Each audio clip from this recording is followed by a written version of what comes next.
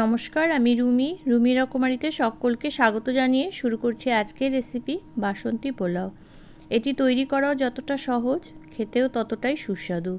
তো এই ঝরঝরে সুস্বাদু বাসন্তী পোলাওয়ের রেসিপিটা আমি কিভাবে তৈরি করছি চলুন দেখে নেওয়া যাক।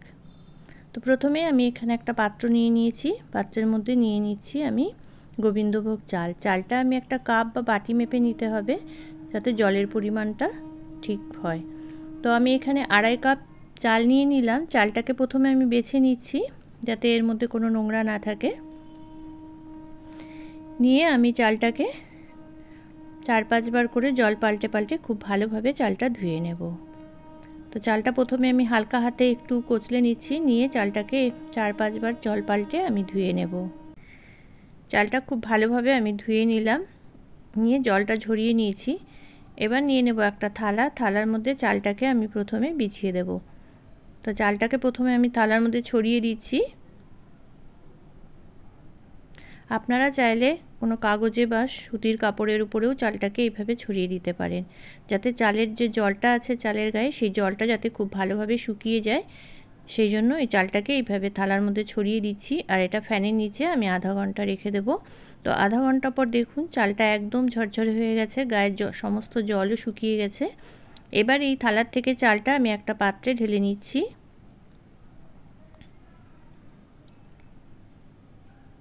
তো চালটা আমি একটা পাত্রে ঢেলে নিয়েছি। এরপর এতে দিচ্ছি আমি 1/2 চামচ পরিমাণ হলুদের গুঁড়ো, 2 চামচ ঘি, স্বাদ অনুযায়ী দিয়ে দিচ্ছি লবণ, আর এখানে দিয়ে দেবো আমি 4 চামচ চিনি। চিনির পরিমাণটা আপনারা আপনাদের স্বাদ অনুযায়ী দেবেন। যেহেতু এটা একটু মিষ্টি মিষ্টি হলেই খেতে ভালো হয়, সেই জন্য এখানে আমি 4 চামচ পরিমাণ চিনি দিলাম। আর দিয়ে দিলাম 1 চামচ গরম মশলার গুঁড়ো। দিয়ে খুব ভালোভাবে হালকা হাতে আমি সমস্ত চালটার সাথে এই মশলাগুলো মাখিয়ে নিচ্ছি। তো আমার চালটা মাখানো হয়ে গেছে। এবার এটাকে ঢাকা দিয়ে আমি আবারও 30 মিনিটের জন্য রেখে দেব। তো 30 মিনিট পর চলে এসেছি। এখানে আমি নিয়ে নিয়েছি কিছু কাজু বাদাম, কিশমিশ, কাঁচা লঙ্কা, তেজপাতা। গরম মশলার মধ্যে নিয়েছি হচ্ছে এলাচ, দারচিনি, লবঙ্গ। এবার একটা কড়াই নিয়ে নিয়েছি। কড়াইয়ের মধ্যে দিয়ে দিলাম 2 চামচ ঘি, আর দিয়ে দিলাম 2 চামচ সাদা তেল। এখানে 3টে এলাচকে আমি ফাটিয়ে নিয়েছি, সেটা দিয়ে দিলাম। 7-8 টুকরো দিয়ে দিলাম লবঙ্গ, আর 3 টুকরো দিয়ে দিচ্ছি দারচিনি, আর 3টে তেজপাতা। দিয়ে সুগন্ধ বেরোনো অবধি আমি গরম মশলাগুলোকে ভেজে নিচ্ছি। তো ভাজার পর এর মধ্যে দিয়ে দিলাম কাজু বাদামগুলোকে। কাজু বাদামগুলোকে দিয়েও আমি কিছুক্ষণ একটু নেড়ে চেড়ে নেব। এরপর এতে দিয়ে দিচ্ছি খানিকটা পরিমাণ কিশমিশ। কিশমিশগুলোকে আমি ভালোভাবে ধুয়ে রেখে দিয়েছিলাম, সেগুলোও দিয়ে দিলাম। দিয়ে এগুলো আমি কয়েক সেকেন্ড ভেজে নেব। তারপর এতে দিয়ে দিচ্ছি যে চালটা আমি সমস্ত কিছু মাখিয়ে রেখেছিলাম, সেই গোবিন্দভোগ চালটা দিয়ে দিলাম। দিয়ে হালকা আঁচে আমি 3 থেকে 4 মিনিট খুব ভালোভাবে চালটাকে ভেজে নেব। তো চালটা খুব ভালোভাবে আমি ভেজে নিচ্ছি। তো চালটা আমার প্রায় ভাজা হয়ে এসছে। অপরদিকে আমি একটা পাত্রে জল বসিয়ে দিয়েছিলাম। এখানে আমি ফুটন্ত জল ব্যবহার করব। তো জলটা খুব ভালোভাবে ফুটে গেছে, আর চালটাও ভাজা হয়ে গেছে। এবার আমি যেই কাপ মেপে চাল নিয়েছিলাম সেই কাপ মেপেই আমি জলটা দেব। যেহেতু এখানে আমি 2.5 কাপ চাল নিয়েছিলাম, সেজন্য এখানে আমি 5 কাপ পরিমাণ জল দিয়ে দিচ্ছি।